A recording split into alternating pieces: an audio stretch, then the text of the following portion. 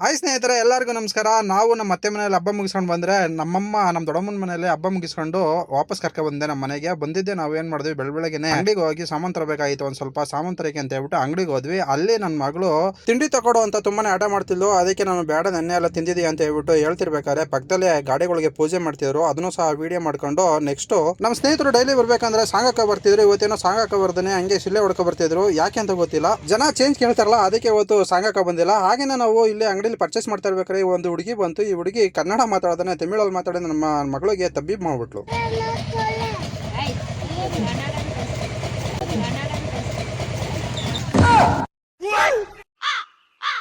ಕೊನೆಗೆ ಆ ಹುಡುಗಿ ಹತ್ರನೇ ಸೆಕೆಂಡ್ ತಗೊಂಡು ನಾವು ಸಾಮಾನೆಲ್ಲ ತಗೊಂಡು ಮನೆ ಕಡೆ ಹೊರಟ್ವಿ. ಮನೆಗೆ ಹೋಗಿ ನೋಡಿದ್ರೆ ಗೊತ್ತಾಯ್ತು ನನಗೆ, ಅಲ್ಲಿ ನಾನು ಹಾಲು ತಗೊಳ್ದೇನೆ ಮರ್ತ್ಕೊಂಡು ಬಂದ್ಬಿಟ್ಟಿದ್ದೀನಿ ಅಂತ ಹೇಳ್ಬಿಟ್ಟು.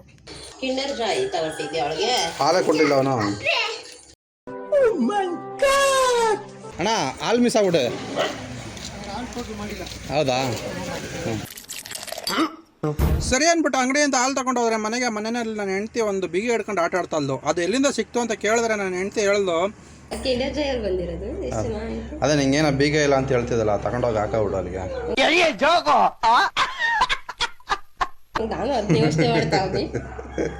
तेजस्वी लोग हैं हमारे पास.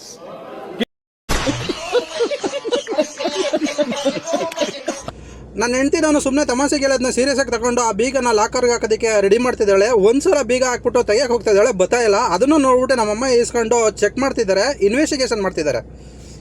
ಏನು ಇಂಟ್ರೆಸ್ಟ್ ಇಂದ ನೋಡ್ತಾ ಇದ್ದೀರಾ ಎಲ್ಲರೂ?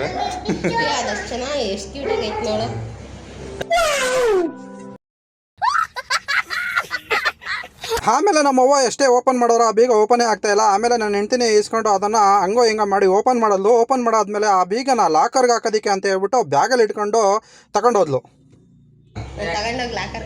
ಹಾಕೋ ಯಾರು ಬಂದು ನಿನ್ನ ಲಾಕರ್ ಓಪನೇ ಮಾಡೋದಿಲ್ಲ ಅವಾಗ.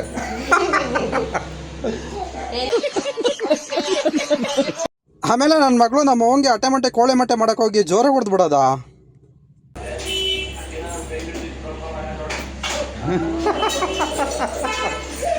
ಆಮೇಲೆ ಜೋರಾಗಿ ಹೊಡೆದು ಮಗಳೇ ನಿಧಾನಕ್ಕೆ ಮಾಡಬೇಕು ಅಂತ ಹೇಳಿದಾಗ ನಿಧಾನಕ್ಕೆ ನೋಡಿ ಯಾವ ಥರ ನೈಸಾಗಿ ಮಾಡ್ತಿದ್ದಾಳೆ.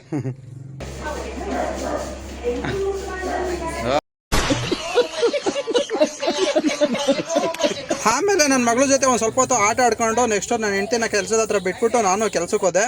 ಇದಾಗಿತ್ತು ಇವತ್ತಿನ ಈ ವಿಡಿಯೋ ಎಷ್ಟಾಗಿರೋ ಒಂದು ಲೈಕು ಕಮೆಂಟು ಶೇರ್ ಮಾಡಿ. ಮತ್ತು ಯೂಟ್ಯೂಬಲ್ಲಿ ಏನಾದರೂ ನೋಡ್ತಾರೆ ಸಬ್ಸ್ಕ್ರೈಬ್ ಮಾಡ್ಕೊಂಡು ದಯವಿಟ್ಟು ನೋಡಿ. ಹಾಗೆ ಫೇಸ್ಬುಕ್ಕಲ್ಲಿ ಮತ್ತು ಇನ್ಸ್ಟಾಗ್ರಾಮಲ್ಲಿ ನೋಡ್ತಾ ಇದ್ರೆ ಫಾಲೋ ಮಾಡ್ಕೊಂಡು ನೋಡಿ ಅಂತ ಕೇಳ್ತಾ ಇಲ್ಲಿಗೆ ಈ ವಿಡಿಯೋನ ಮುಗಿಸ್ತಾ ಇದ್ದೀನಿ. ಜೈ ಹಿಂದ್, ಜೈ ಕರ್ನಾಟಕ ಮಾತೆ.